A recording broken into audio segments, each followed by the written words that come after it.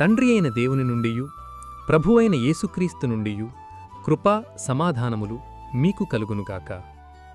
ఈరోజు దేవుడు తన పరిశుద్ధ గ్రంథములో నుండి మనకు అనుగ్రహించిన నేటి దేవుని వాగ్దానము యెషయా గ్రంథము 60వ అధ్యాయము 20వ వచనం. యెహోవాయే నీకు నిత్యమైన వెలుగుగా ఉండును అని దేవుడు ఈరోజు మనతో మాట్లాడుతున్నాడు. నా ప్రియ క్రైస్తవ సహోదరీ సహోదరులారా, దేవుడు ఇశ్రాయేలీయులను ఎలా మహిమపరుచునో, బలాత్కారము నాశనము అను మాట వినబడకుండా ఏ విధముగా వారు రక్షణ పొందునో దేవుడు వాగ్దానము చేస్తూ ఈ మాట సెలవిచ్చెను.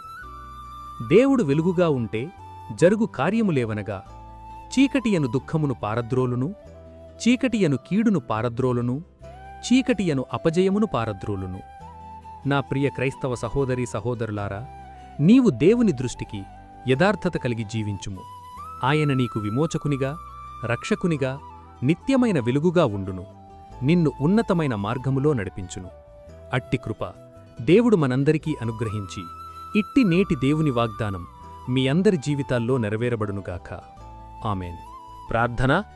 మహాపరిశుద్ధుడవైన మా దేవా, దయగల మా తండ్రి, నేడు మీరు మాకు అనుగ్రహించిన ఇట్టి వాగ్దానాన్ని బట్టి ముందుగా మీకు వేలాదిక స్తోత్రములు చెల్లిస్తున్నాను. గడిచిన ఉదయకాలం మొదలుకొని నేటి ఈ ఉదయకాలము వరకు నీ కృపలో మమ్మును ఇంతవరకు కాచి కాపాడినందుకై, మమ్మును ఇంతవరకు సజీవుల లెక్కలో ఉంచినందుకై వేలాది స్తోత్రములు చెల్లిస్తున్నాను. ఈరోజు మేము చేయబోతున్న పనులన్నింటిలోనూ, మా రాకపోకల్లోనూ మీరు మాకు తోడుగా ఉండండి. ప్రతి విధమైన దుష్టుని బంధకాల నుండి మమ్మును విడిపించండి. ప్రతి విధమైన వ్యాధి బాధ బలహీనతల నుండి విడిపించి సంపూర్ణ స్వస్థత అనుగ్రహించమని ప్రార్థిస్తున్నాను. ప్రతి ఒక్కరి కుటుంబాల్లో ఆర్థిక ఇబ్బందుల నుండి లేవనెత్తి క్షేమాభివృద్ధిని దయచేయమని ప్రార్థిస్తున్నాను. ప్రతి ఒక్కరి జీవితాల్లో శాంతి సమాధానం నెమ్మది దయచేసి మీ కృపలో భద్రపరచమని నజరేయుడైన యేసయ్య నామములు ప్రార్థించి వేడుకొనుచున్నాను నా ప్రియ పరలోక పరమ తండ్రి. ఆమెన్. దేవుని కృప, ఆయన నిత్య సన్నిధి కాపుదల సదాకాలం మీకు తోడై నడిపించునుగాక. ఆమెన్. నా ప్రియ స్నేహితులారా, మీరు ఇంతవరకు మన ఛానల్ని సబ్స్క్రైబ్ చేసుకున్నట్లయితే దయచేసి మన ఛానల్ని సబ్స్క్రైబ్ చేసుకోవాల్సిందిగా ప్రభు పేరిట మీ అందరికీ ప్రేమపూర్వకంగా మనవి చేస్తున్నాను.